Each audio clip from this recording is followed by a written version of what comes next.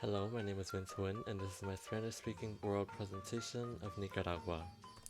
Starting with the capital city, Managua, also known as Manahuac and Nahuatl, meaning adjacent to the water or surrounded by water. It's located on the shore of Lago Xolotlan, or Lago Managua. The population of the city is about 1.08 million as of 2022. Nicaragua is located in Central America and shares a border with Honduras in the north and Costa Rica in the south, and it's a coastal country with the Pacific Ocean on the west and the Caribbean Sea on the east. Nicaragua is the largest country of Central America.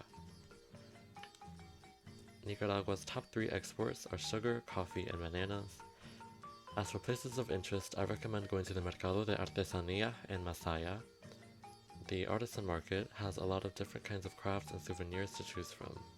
Common gifts include wooden carvings, pottery, clothing, hammocks, and paintings.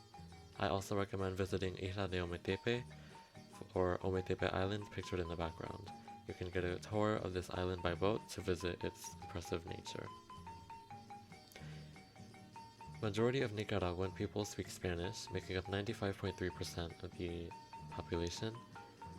And following Spanish is Mezquito, or the indigenous language of the Mezquito people of Nicaragua, which only 2.2% of the country's population speaks.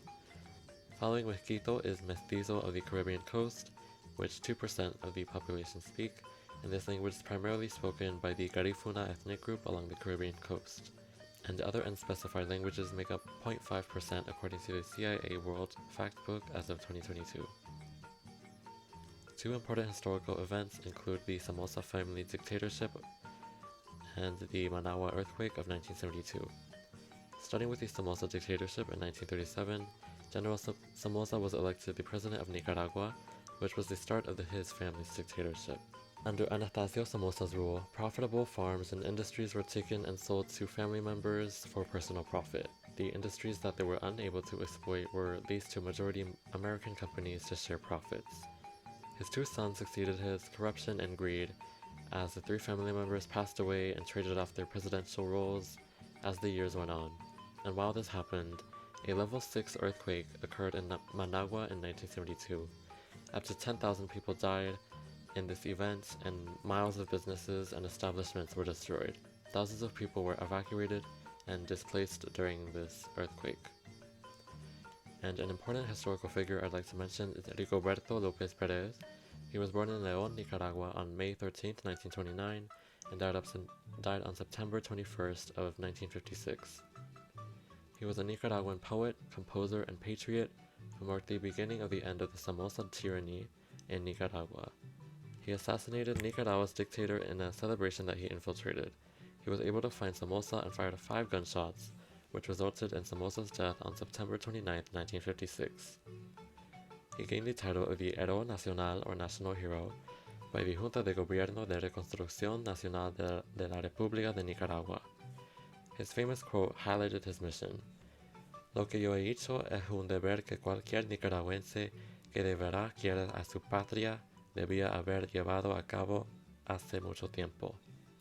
Lo mío no ha sido un sacrificio, sino un deber que espero haber cumplido." What I have done is a duty that any Nicaraguan who really loves his homeland should have done a long time ago. Mine was not a sacrifice, but a duty I hope I have fulfilled. An important current artist I chose to highlight is Mark Romero. Romero is a Nicaraguan-American artist who highlights the indigenous artwork of Central America and its surrounding countries. Romero shines light towards the oppressed indigenous people of the Americas and often describes the symbolism of certain cultural aspects of the Maya, Aztec, and Mezquito people of the Americas. In the background throughout this presentation, you've been listening to traditional music from the album called Quince Éxitos Nicaragüenses Marimba. Marimba is the focal point of the music as it's the national instrument of the country. The marimba is a wooden xylophone played using up to 4 mallets as pictured in the background. From this point forward, you will be hearing a track from the album called Music of the Mezquito People of Honduras and Nicaragua. This is the indigenous people's music of the 2 countries. Next are 3 Nicaraguan dishes. First is a nacatamal, which is a boiled tamal made of masa, or a kind of dough. It's filled with pork, rice, olives, tomatoes, and potatoes. And next is bajo, which is my all-time favorite Nicaraguan dish and my comfort food. Bajo is made up of steamed plátano maduro, ripe plantain, plátano verde, green plantain, yuca, and beef. It's usually served with ensalada de repollo or vinegar and slightly sour-tasting cabbage salad. It's made of shredded carrots, cabbage, diced tomato, lime, and vinegar. The next dish is the most popular dish and the national dish, which is called fritanga. It's a plate served with beef, plátano maduro, or sweet plantain, tajadas, thin and fried plantain chips, queso frito, fried cheese, gallo pinto, brown rice and beans, and a sausage link. And as for a fun fact, I'd like to introduce to you Manuel Ignacio Lacayo Terán. He's the founder of the Embotelladora Milka, the red soda of Nicaragua. Here's a quote taken directly from Milka Roja's official website.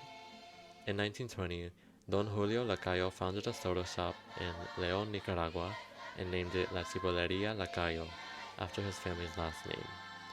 The shop bottled and sold soda in several colors like red, orange, purple, and yellow. In 1959, his son, Don Manuel Ignacio Lacayo Terán, perfected the original formula and founded Embotelladora Milka, using his initials MIL to come up with a name for his soda. Milka gained popularity as the first branded red soda in Nicaragua, becoming a household name and a favorite of adults and kids alike. Now, what I find interesting about this soda is a scandal that occurred in 1963 when a murder case involving a poisoned Milka gained national attention. And you would think that this would deter its customers. However, the Milka sales actually increased to 2.4 million bottles per month. And that's all for my Spanish-speaking world presentation. Muchísimas gracias y hasta luego.